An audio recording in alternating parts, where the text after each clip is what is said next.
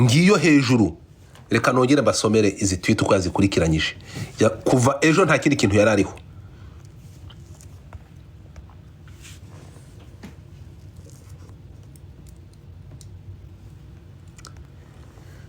Mu masaha 13 yaraje agira ati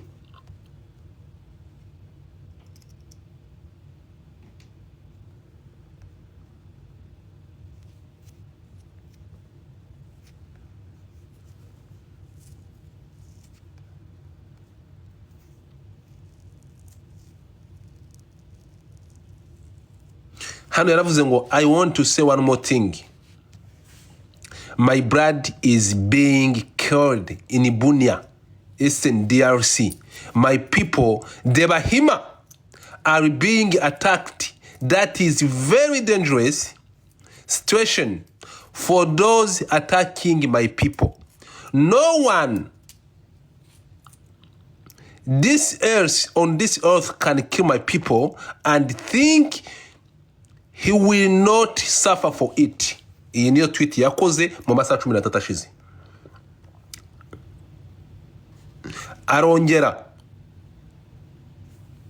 mu masaha 9 ati with the authority of General Museveni, Yoweri Museveni, Supreme Commander of the UPDF, I am having actually 24 hours for all forces in Bunia to surrender their arms. If they don't, we shall consider them enemies and attack them. Ahanga no masaha 9 yarashize. Urumva? Aragaruka arongera mu masaha 4 ati oh very sorry. Happy Valentine's Day to all the beautiful women in the world. Sorry, yesterday I was only thinking of Bunia. Munsasire buzima.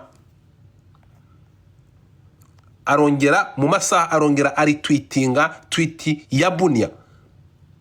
Arimo gutweetinga kuri aba bantu bashinguye bishwe urwagashinyaguro. Arakomeza hejuru mu masaha 3.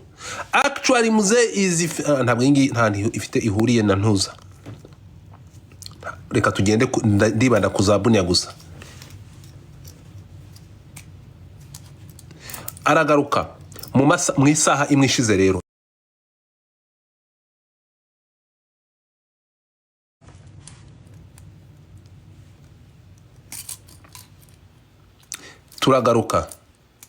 Tugaruka hanga mu isaha imwe ishize, mu isaha imwe agira ati we are on the way to Bunia.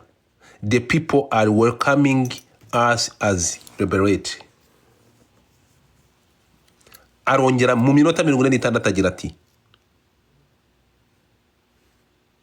you will see the pictures soon. I want all the heads of the code terrorists sent to me. Mu minota 3 umuyobozi cyangwa umukuru w'ingabo za Uganda Muhozi Kainerugaba, umuhungu wa Museveni umusita ati they should lay down their arms, otherwise we will kill them all. Muhoza barangirije kuri ntuza, Muhoza abanje kubica muri Twitter. Intambara yatangiye. So umugabo ati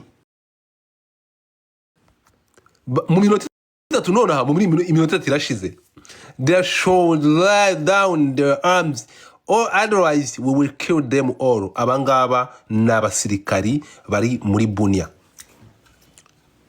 Uganda yinjiye muri Kongo ku mugaragaro. None ko harashize iminsi